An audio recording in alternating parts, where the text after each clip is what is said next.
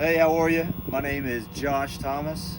I'm from Louisville, Kentucky, part of Thomas Woodworking KY. So we're using the Shark today, the SD110, SD110.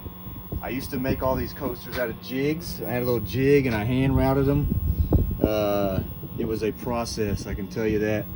We do cigar trays too.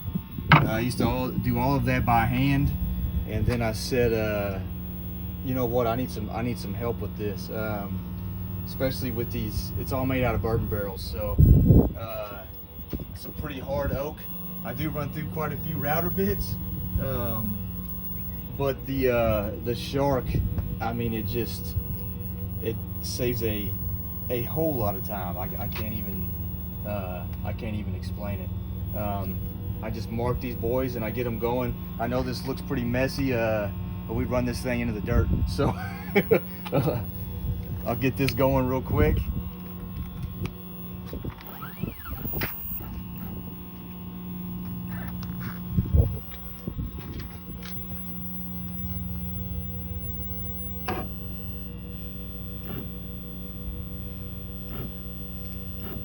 There's probably a better way to do this, but this is how I taught myself.